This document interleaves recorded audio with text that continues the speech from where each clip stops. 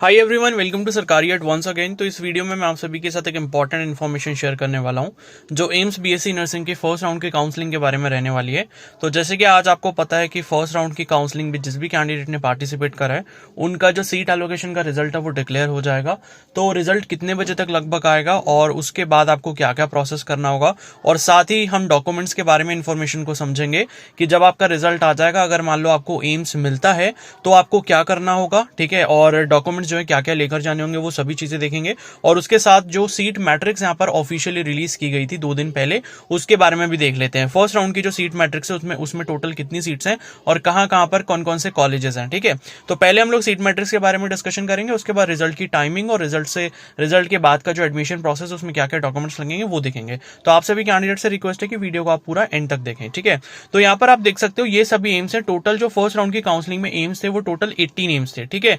तो कौन कौन से हैं यहाँ पर? दिल्ली, भटिंडा, भोपाल, भुवनेश्वर, बीबीनगर, बिलासपुर, देवघर, ठीक है, गोरखपुर हो गया, गुवाहाटी हो गया, जम्मू, जोधपुर, कल्याणी, मंगलागिरी, नागपुर, पटना, रायबरेली, रायपुर और ऋषिकेश, ठीक है। तो आपने जब चॉइस फिलिंग करी होगी तो इन सभी को आपने देखा होगा। अब बात करें यहाँ पर टोटल नंबर ऑफ सीट्स की, तो 1291 यहाँ पर टोटल सीट्स हैं, ठीक है। तो 1291 आपकी टोटल सीट्स हैं, जिसमें से जनरल कैटेगरी की 532 सीट्स हैं और ईडब्ल्यूएस की आप देख सकते हो 128 सीट्स हैं, ओबीसी की 346 है, ठीक है, और एससी कैटेगरी में 190 सीट्स हैं और एसटी कैटेगरी में जो है 95 सीट्स हैं। तो ये जो है आपकी सीट मैट्रिक्स है, यहाँ पर आपको दिख जाएगा। जैसे दिल्ली में 96 सीट्स हैं, जनरल की 39 है, ईडब्ल्यूएस की 10 है, ठीक है। और यहाँ पर जोधपुर में 100 सीट्स हैं, मंगलागिरी में 100 सीट्स हैं, ऋषिकेश में 100 सीट्स हैं, ठीक है। तो देखो इस बार जो है सीट्स का नंबर लगभग 250 से 300 के बीच में इंक्रीज हुआ है। तो जहां तक है पिछले साल के कंपैरिजन में कट ऑफ जो है वो यहाँ पर थोड़ी सी कम रहने वाली है। मतलब ये है कि जो है कि ज्यादा रैंक पर भी कॉलेज मिलने की एक्सपेक्टेड मतलब चांसेस हो सकते हैं, ठीक है। लेकिन ये है कि ये तभी हमको पता चलेगा जब आज शाम को इसका रिजल्ट डिक्लेयर हो जाएगा। तो इसका जो रिजल्ट है वो मोस्ट प्रोबेबली शाम को 7-8 बजे के आसपास डिक्लेयर होगा। तो जब भी रिजल्ट आएगा मैं आपको इसी चैनल पर अपडेट कर दूंगा। तो चैनल अगर आपने अभी तक सब्सक्राइब नहीं करा है तो आप सब्सक्राइब कर लो और बेल आइकन को भी प्रेस कर लो, ताकि जैसे ही रिजल्ट आ जाएगा आपको उसकी इन्फॉर्मेशन मिल जाएगी। और दूसरी हम यहाँ पर बात करते हैं कि देखो फर्स्ट या सेकंड राउंड में मान लो अगर आपको सीट नहीं भी मिलती है, तो अगर आपके पास इस साल कोई भी बैकअप ऑप्शन नहीं है तो मैं आप सभी को यही सजेस्ट करूंगा कि आप जो है इसकी ओपन राउंड की काउंसलिंग में भी पार्टिसिपेट जरूर करें। कुछ बच्चों को यह लग रहा था कि ओपन राउंड की काउंसलिंग इस बार नहीं होगी क्योंकि शेड्यूल में उसके बारे में कुछ भी नहीं बताया हुआ है। तो देखो ऐसा होता है हर साल की फर्स्ट और सेकंड राउंड का शेड्यूल अलग आता है। जब सेकंड राउंड की काउंसलिंग खत्म हो जाती है उसके 10 से 15 दिन के बीच बाद जो है ओपन राउंड का जो मतलब नोटिस है वो यहाँ पर रिलीज होता है। क्योंकि सेकंड राउंड जब क्लोज हो जाता है, सेकंड राउंड के बाद उनको सब अपना नया जो सीट मैट्रिक्स है वो बनानी पड़ती है, ठीक है। तो न्यू सीट मैट्रिक्स जो है वो ऐसे बनती है कि सेकंड राउंड में जितनी रिपोर्टिंग हुई है, जितने एडमिशन नहीं लिए गए हैं या जितने एडमिशन को रिजाइन किया गया है, मतलब कुछ बच्चे ऐसे होते हैं कि फर्स्ट राउंड में उन्होंने एडमिशन करवा लिया फिर सेकंड राउंड में वो कैंसिल करवा देते हैं। तो ऐसे जितने भी चांसेस होते हैं उसके बाद जितनी फाइनल सीट्स बचती हैं, तो फाइनल सीट मैट्रिक्स प्रिपेयर करने के बाद ही ओपन राउंड का नोटिस आता है यहाँ पर, ठीक है।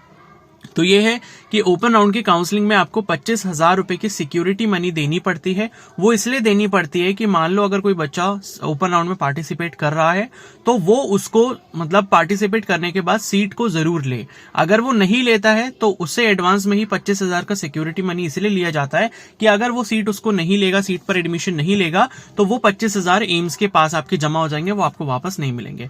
लेकिन जो बच्चा अगर मान लो किसी ने पार्टिसिपेट करा ओपन राउंड में और उसको सीट नहीं मिली या फिर उसको सीट मिल गई और उसने एडमिशन ले लिया, तो उसको 25,000 रुपए जो है 3 से 4 महीने के अंदर अंदर उसी के सेम बैंक अकाउंट में ट्रांसफर हो जाते हैं। और एक चीज मैं आपको और बता दूं कि मान लो अगर आप ओपन राउंड में फ्यूचर में पार्टिसिपेट करते भी हो तो आप एक चीज ये बहुत ध्यान रखना कि आप जो है पेमेंट जो करें 25,000 रुपीज का वो अपने ही डेबिट या क्रेडिट कार्ड से करें, साइबर कैफे वगैरह जाकर ना करवाएं। क्योंकि कई बार ऐसा होता है कि उनके अकाउंट में पेमेंट आती है एंड वो फिर आपको बताते नहीं है, ठीक है। तो इस चीज का आप बहुत अच्छे से ध्यान रखें, बिकॉज काफी सारे कैंडिडेट्स के साथ ये हो चुका है पहले भी। तो ऐसी कुछ कंप्लेंट्स आती हैं, इसलिए मैं आपको पहले से वार्न कर रहा हूं इसके लिए।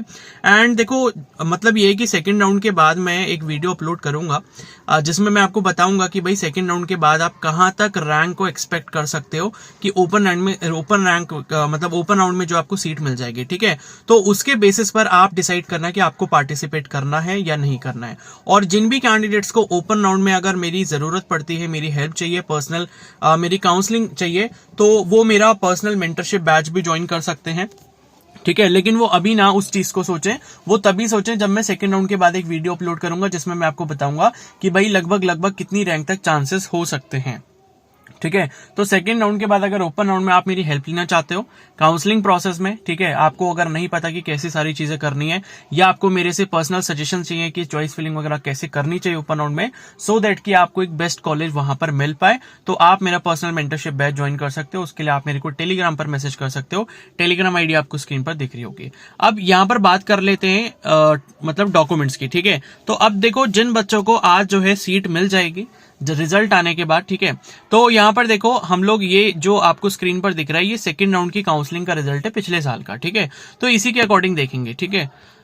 तो इसके अकॉर्डिंग अगर हम देखते हैं तो यहां पर आपको जो है डॉक्यूमेंट्स की लिस्ट दी गई है। ठीक है।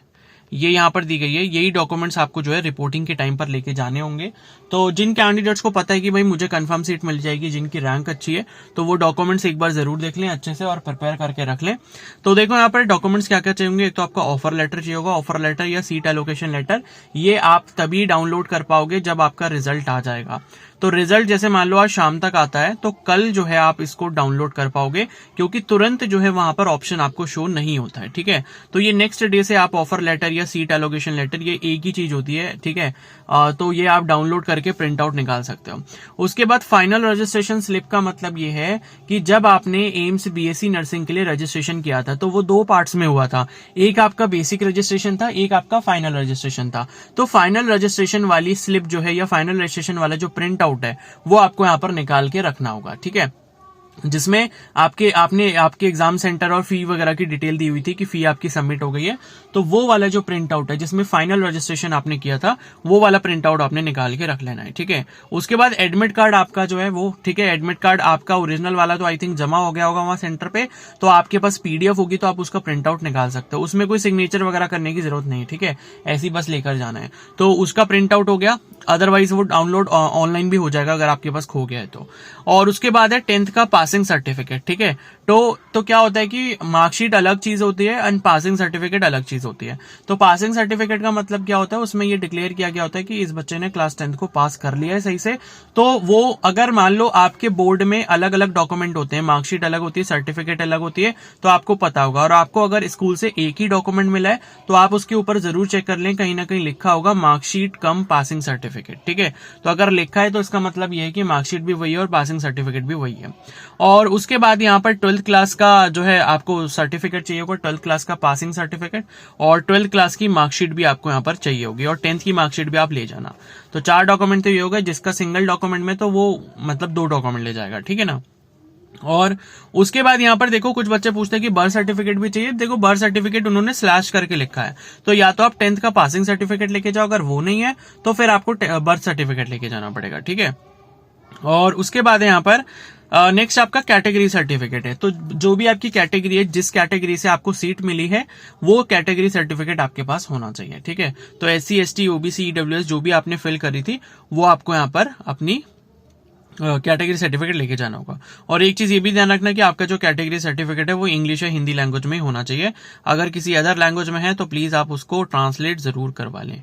ठीक है। तो ये आपके सर्टिफिकेट के बारे में डिटेल हो गई। अब आप यहाँ पर देख रहे होगे कि TC CC माइग्रेशन इन सब के बारे में कोई भी इन्फॉर्मेशन नहीं दी है, लेकिन transfer certificate, character certificate, migration certificate ये भी आपको चाहिए होता है। भले वो अभी ना मांगे आपसे एडमिशन के टाइम पे, लेकिन वो ये बोलेंगे कि जब आप वापस आओगे कॉलेज ज्वाइन करने के लिए, जब से आपकी क्लासेस स्टार्ट होंगी तब वो सबमिट होगा आपका।